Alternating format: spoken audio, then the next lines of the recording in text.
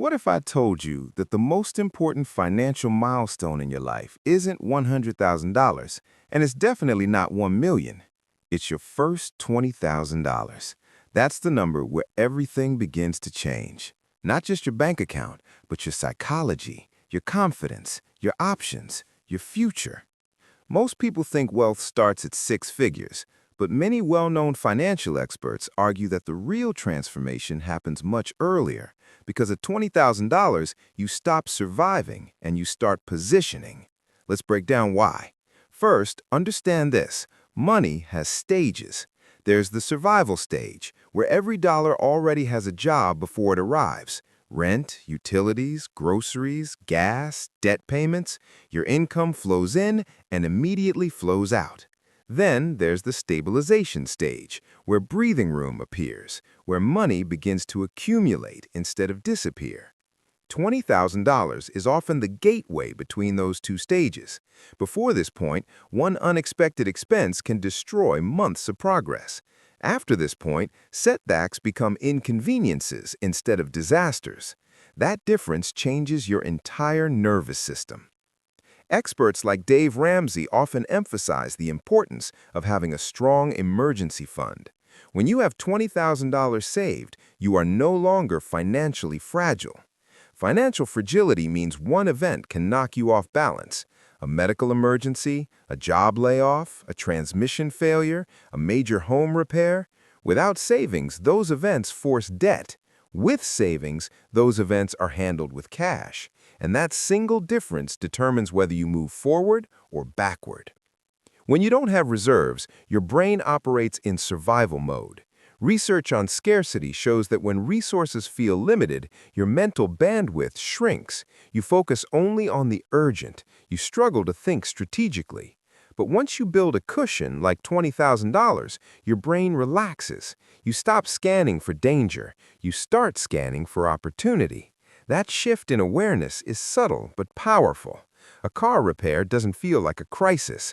A medical bill doesn't create panic. Even a temporary job loss becomes manageable. Instead of reacting emotionally to money problems, you respond strategically, and that shift alone changes your entire life. Financial stress affects your sleep. It affects your relationships. It affects your performance at work. It affects your long-term decision-making. When money is tight, small arguments escalate. When money is tight, you say yes to things you should say no to. When money is tight, you postpone investing in yourself. But when you build a cushion of $20,000, you reduce that constant background anxiety. You begin to think clearly. You begin to plan long-term. You begin to feel control. And control is powerful. Control allows you to pause before making purchases. Control allows you to negotiate better. Control allows you to walk away when necessary. Now let's shift from stability to growth. Robert Kiyosaki often talks about the difference between consumers and investors. Below a certain financial level, most people are simply cycling money in and out. They earn, they spend, they repeat. There is no capital accumulation, and without capital, you cannot invest meaningfully. Capital is not just money, it's stored opportunity. When you reach $20,000, you possess optionality. With that amount, you can make diversified stock investments instead of buying a single speculative share, fund a serious side business instead of experimenting casually, invest in certifications or education that meaningfully increase income, place a down payment in certain markets, or partner in opportunities that require commitment. Below this level, you're focused on paying bills. Above this level, you're thinking about deploying money. That shift from paying to deploying changes your financial trajectory. You stop asking, how do I cover this expense? You start asking, what return can I generate from this dollar? That question alone transforms behavior, because when money becomes a tool instead of just survival fuel, your relationship with it matures. Now let's go deeper into investing psychology. Warren Buffett built his fortune on the power of long-term compounding. But compounding only becomes emotionally real when the numbers are large enough to be noticeable. If you invest $1,000 at 10%, you earn $100 a year. It's nice, but it doesn't feel life-changing. If you invest $20,000 at 10%, you generate $2,000 annually. That's meaningful. That's visible. That's momentum. For the first time, you see your money working for you. You wake up and your net worth has grown. You did not trade hours for that growth. You did not clock in for that return. It happened because your capital was positioned correctly. That realization changes identity. You move from labor-dependent income to capital-assisted income. And the longer you allow that $20,000 to compound, the more dramatic the effect becomes. Over 10 years, it can double.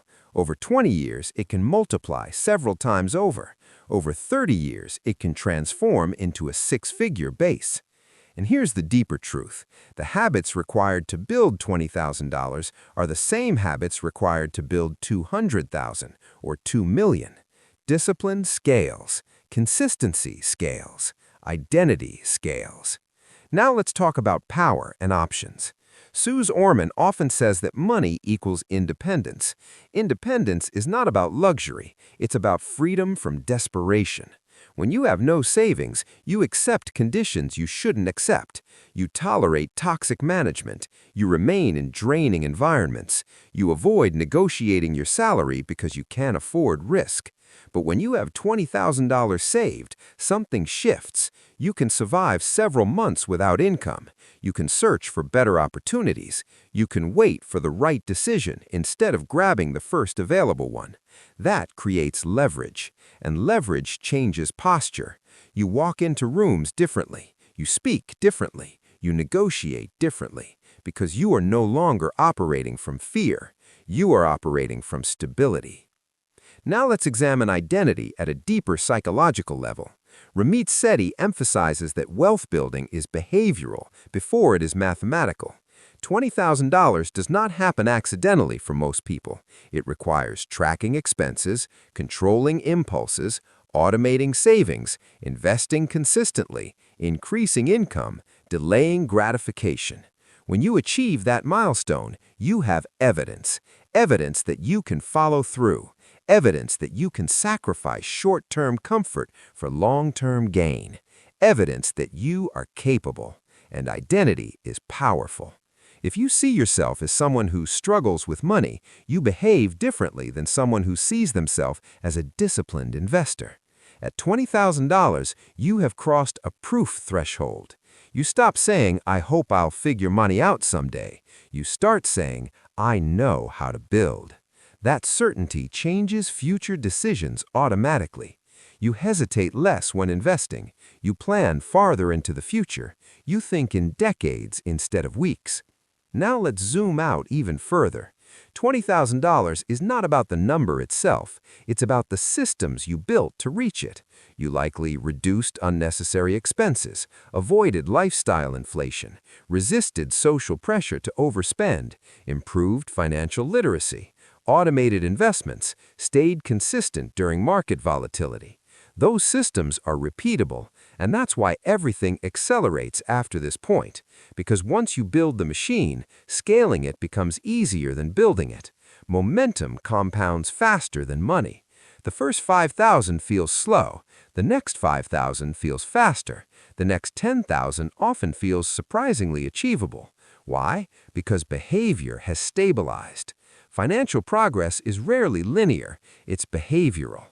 Below $20,000, volatility feels dangerous. Above $20,000, volatility feels manageable. You understand downturns. You understand risk. You understand time horizon. And that understanding reduces emotional mistakes. You panic less. You sell less impulsively. You stay invested longer. And staying invested longer is one of the greatest advantages in wealth building. So why does everything change after $20,000? Because it represents stability, optionality, leverage, confidence, momentum. Below it, life feels tight. Above it, life feels flexible. Below it, stress dominates. Above it, strategy dominates. And once strategy dominates, growth becomes intentional. The first $20,000 may take time. It may require sacrifice. It may require saying no to comfort. It may require working extra hours. It may require humility and patience.